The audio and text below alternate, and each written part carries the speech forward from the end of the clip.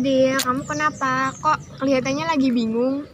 Bingung nih aku mau kuliah di mana, mau keluar kota tapi gak boleh sama orang tua. Udah, nggak usah bingung, ikut aku aja. Di mana? Kita kuliah di IKIP Bojonegoro. Oh, yang di Panglima Polim itu ya? Iya, yang itu. Gimana? Yuk kita daftar bareng. Boleh, yuk daftar. Yuk.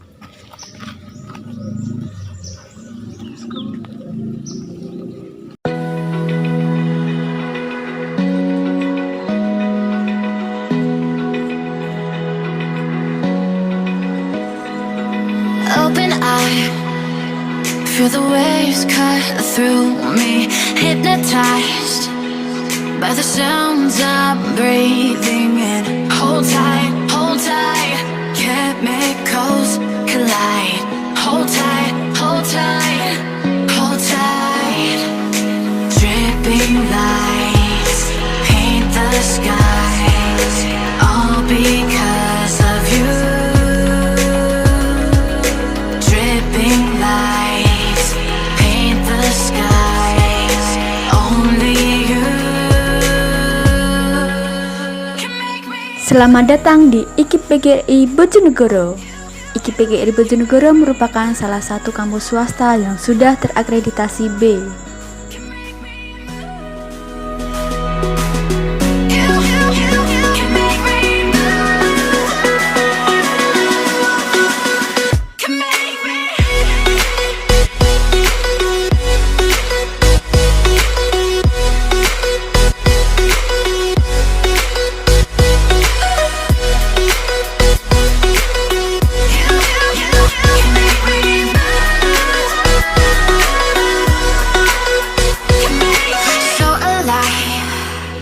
Make it last forever.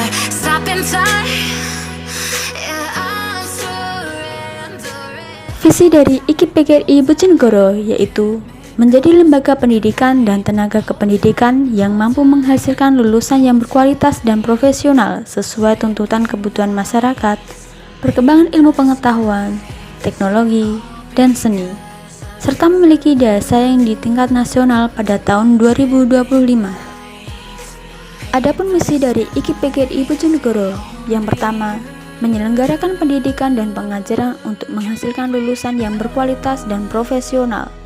Kedua, mengembangkan inovasi dan kreativitas melalui kegiatan penelitian dan pengabdian kepada masyarakat. Ketiga, menjaga dan mengembangkan nilai etika dan moral akademis yang bersifat terbuka, kritis, dan logis.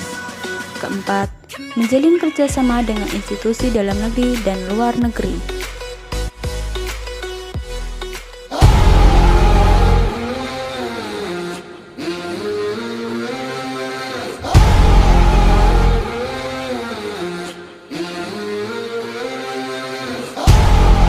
Good evening, my people up in the chandeliers. The wine and dining, the menu is blood, sweat, and tears. Everybody ready, raining down confetti. Champions are born right now. Ain't about the glamour, click goes the hammer. Run when you hear that sound. Heroes never die, gonna make it to the finish line. We know we survive, even if we crawl to the finish line. All of a lady, underdog dreaming, don't need no tears, world's gonna say it. Heroes never die, gonna make it to the finish line.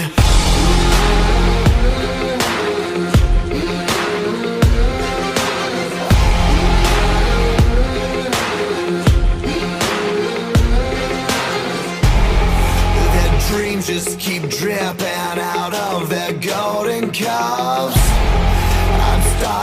I'm starving, leftovers ain't enough. Ain't about the royals, they do nothing for you. All you got is you right now.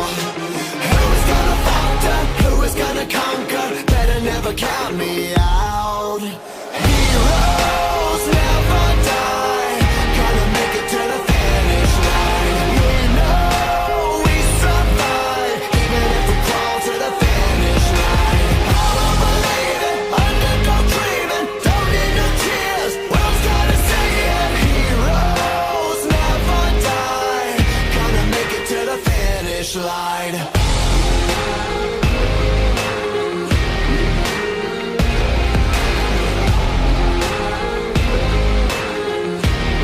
PGRI Bojonegoro memiliki 3 fakultas yang telah terakreditasi B. Yang pertama, Fakultas Pendidikan Matematika dan IPA, yang terdiri dari program studi Pendidikan Matematika. Yang kedua, Fakultas Pendidikan Ilmu Pengetahuan Sosial, yang terdiri dari program studi Pendidikan Ekonomi dan program studi Pendidikan Pancasila dan Kewarganegaraan. Dan yang terakhir, Fakultas Pendidikan Bahasa dan Seni, yang terdiri dari program studi Pendidikan Bahasa Inggris dan program studi Pendidikan Bahasa dan Sastra Indonesia. Apa itu Pendidikan Bahasa dan Sastra Indonesia?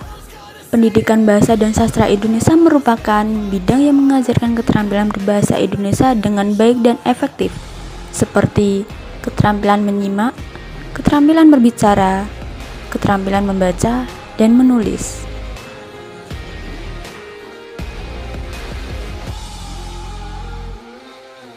Kalian juga akan belajar bagaimana cara yang tepat untuk mengajarkannya. Ada juga pembelajaran mengenai morfologi, fonologi, semantik, sintaksis, dan sebagainya.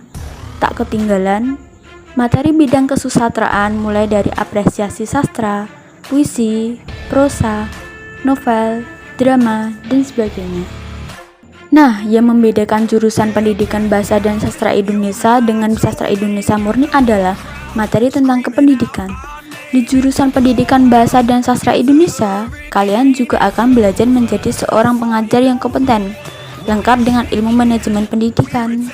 Beberapa mata kuliah yang bisa kalian temui misalnya keterampilan membaca, keterampilan menyimak, keterampilan menulis, keterampilan berbicara, teori sastra, telaah kurikulum dan buku teks, perencanaan pembelajaran, strategi pembelajaran, belajar dan pembelajaran bahasa Indonesia, evaluasi pembelajaran, dan juga pembinaan dan pengembangan bahasa. Dalam mata kuliah pembinaan dan pengembangan bahasa, kalian akan menjumpai materi tentang kebijakan pendidikan politik bahasa pengajaran bahasa Indonesia yang akan dijelaskan sebagai berikut. A. Sejarah dan perkembangan politik bahasa Indonesia.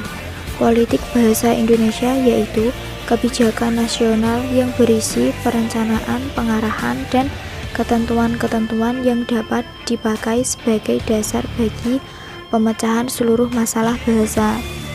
Yang pertama adalah bahasa Indonesia. Bahasa Indonesia adalah bahasa persatuan yang diikrarkan dalam Sumpah Pemuda pada tanggal 28 Oktober 1928 dan yang dinyatakan dalam Undang-Undang Dasar 1945. Bab 15 Pasal 36 sebagai bahasa negara. Bahasa Indonesia sebagai bahasa persatuan dapat juga disebut bahasa nasional atau bahasa kebangsaan. Yang kedua adalah bahasa daerah. Bahasa daerah adalah bahasa yang dipakai sebagai bahasa perhubungan intra-daerah atau intramasyarakat di samping bahasa Indonesia dan yang dipakai sebagai sarana pendukung sastra serta budaya daerah atau masyarakat etnik di wilayah Republik Indonesia. Bahasa daerah merupakan bagian dari kebudayaan Indonesia yang hidup. Yang ketiga adalah bahasa asing. Bahasa asing di Indonesia adalah semua bahasa, kecuali bahasa Indonesia, bahasa-bahasa daerah, dan bahasa serumpun Melayu. Bahasa asing yang berfungsi sebagai bahasa ibu warga negara Indonesia kelompok etnis tertentu tetap berkedudukan sebagai bahasa asing. Selanjutnya, rumusan seminar politik bahasa. Seminar politik bahasa dalam sidang-sidangnya pada tanggal 8-12 November 1999 di Cisarua, Bogor, yaitu setelah mempertimbangkan 1. Pidato Menteri Pendidikan Nasional, 2. Pidato Kepala Pusat Pembinaan dan Pengembangan Bahasa, dan setelah membahas makalah. Sidang-sidang tersebut mengacu pada 1. Undang-Undang Dasar 1945, Bab 15 Pasal 36. 2. Undang-Undang Nomor 2 Tahun 1989 tentang Sistem Pendidikan Nasional. 3.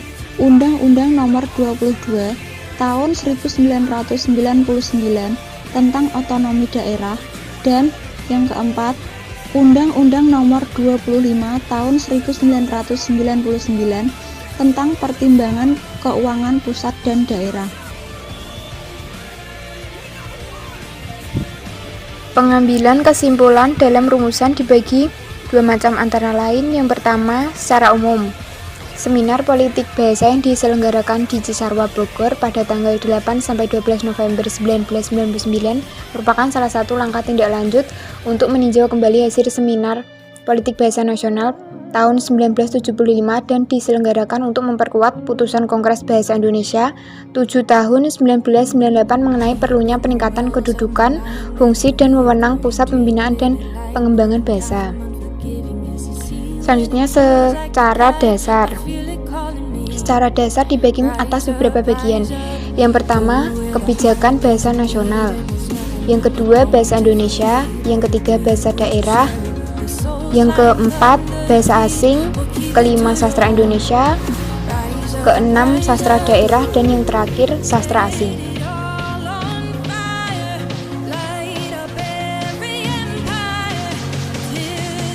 Yang selanjutnya yaitu pembinaan dan pengembangan bahasa. Yang dimaksud dengan pembinaan dan pengembangan dalam hubungannya dengan masalah kebahasaan di Indonesia ialah usaha-usaha yang ditunjukkan untuk memelihara dan mengembangkan bahasa Indonesia, bahasa daerah, dan pengajaran bahasa asing supaya dapat memenuhi fungsi dan kedudukannya. Kemudian, sarana dalam kaitannya dengan kebijakan bahasa nasional mencakup hal-hal berikut. Yang pertama yaitu ketentuan perundang-undangan, yang kedua organisasi, yang ketiga uji kemahiran berbahasa Indonesia, yang keempat jaringan informasi, yang kelima penerjemahan dan penghargaan, yang keenam kerjasama, yang ketujuh sumber daya manusia.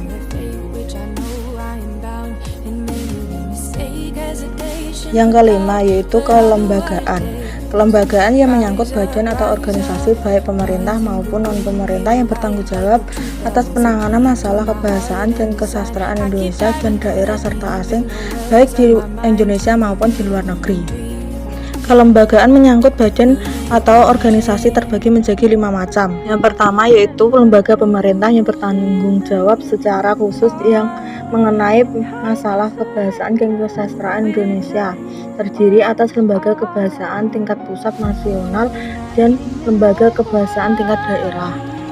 Yang kedua yaitu kelembagaan kebahasaan tingkat pusat yang memiliki tugas untuk menangani masalah kebahasaan dan kesastraan di Indonesia yang berfungsi diantaranya. Yang pertama, melaksanakan upaya pembinaan dan pengembangan bahasa dan sastra Indonesia. Yang kedua, mengkoordinasikan kegiatan pembinaan dan pengembangan bahasa dan sastra Indonesia dan daerah. Yang ketiga, merumuskan pokok-pokok kebijakan nasional di bidang kebahasaan dan kesastraan. Yang ketiga yaitu kelembagaan kebahasaan tingkat daerah yang memiliki tugas untuk mengenai masalah kebahasaan dan kesastraan di daerah dengan fungsi antara lain. Yang pertama, melaksanakan upaya pengembangan dan pembinaan bahasa dan sastra Indonesia di daerah sesuai dengan pokok-pokok kebijakan nasional di bidang kedaerahan dan kebahasaan serta kesastraan. Yang kedua yaitu melaksanakan pengembangan dan pembinaan bahasa dan sastra daerah. Yang ketiga mengembangkan sistem informasi kebahasaan di daerah. Selanjutnya yang keempat yaitu kelembagaan kebahasaan di luar negeri, yaitu memiliki tugas untuk menangani masalah bahasa dan sastra Indonesia dan daerah di luar negeri dengan berbagai fungsi antara lain. Yang pertama, menyebarluaskan informasi kebahasaan dan kesastraan Indonesia dan daerah kepada masyarakat luar negeri. Yang kedua, menyelenggarakan atau memantau pengajaran bahasa Indonesia untuk pembelajar asing di luar negeri. Yang ketiga yaitu mengembangkan kerjasama dan kebahasaan dengan pihak asing. Yang keempat, memperkenalkan budaya bangsa melalui kegiatan kebahasaan dan kesastraan. Yang kelima yaitu kelembagaan non-pemerintah, baik secara langsung maupun tidak langsung yang berkaitan dengan kebahasaan dan kesastraan, antara lain yaitu organisasi profesi. Organisasi profesi adalah organisasi yang berbentuk berdasarkan kesamaan profesi, seperti Persatuan Wartawan Indonesia, Ikatan Penerbit Indonesia, dan Himpunan Penerjemahan Indonesia, terutama Himpunan Pembinaan Bahasa Indonesia, Masyarakat Linguistik Indonesia, Himpunan Sarjana Kesusastraan Indonesia. Organisasi-organisasi itu berkewajiban untuk membantu dalam bidang kebahasaan dan kesastraan. Kedudukan dan fungsi bahasa. Kedudukan bahasa yaitu status relatif bahasa sebagai sistem melambang nilai budaya yang dirumuskan atas dasar nilai sosial yang kemudian dihubungkan dengan bahasa yang bersangkutan. Fungsi bahasa ada 4. Yang pertama, fungsi ekspresi dalam bahasa, kemudian fungsi komunikasi dalam bahasa, yang ketiga fungsi adaptasi dan integrasi dalam bahasa, dan yang terakhir fungsi kontrol sosial dalam bahasa. Macam-macam kedudukan dan fungsi bahasa ada 3. Yang pertama, kedudukan dan fungsi bahasa Indonesia. Yang kedua, kedudukan dan fungsi bahasa daerah. Dan yang ketiga, kedudukan dan fungsi bahasa asing. Kita akan membahasnya satu persatu. Yang pertama, kedudukan dan fungsi bahasa Indonesia. Salah satu kedudukan bahasa Indonesia adalah sebagai bahasa persatuan atau bahasa nasional. Bahasa Indonesia memiliki beberapa fungsi. Yang pertama, sebagai lambang kebanggaan nasional. Yang kedua, lambang identitas nasional. Yang ketiga, alat pemersatu berbagai kelompok etnik yang berbeda latar belakang sosial, budaya, dan bahasanya. Yang keempat, alat perhubungan antar budaya serta antar daerah, dan sebagai bahasa administrasi negara. Selain itu, kedudukan sebagai bahasa nasional, bahasa Indonesia juga berkedudukan sebagai bahasa negara. Yang kedua, kedudukan dan fungsi bahasa daerah. Bahasa daerah mempunyai kedudukan sebagai sarana penghubung dan pendukung kebudayaan di daerah atau di dalam masyarakat etnis tertentu di Indonesia. Bahasa daerah berfungsi sebagai lambang kebanggaan daerah, lambang identitas daerah, alat perhubungan di dalam keluarga dan masyarakat daerah, sarana pendukung budaya daerah dan bahasa Indonesia, serta pendukung sastra daerah dan sastra Indonesia.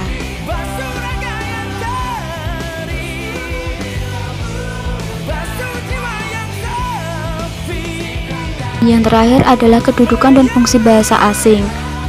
Fungsi bahasa asing antara lain sebagai alat perhubungan antar bangsa dan sarana pemanfaatan ilmu pengetahuan dan teknologi modern untuk pembangunan nasional.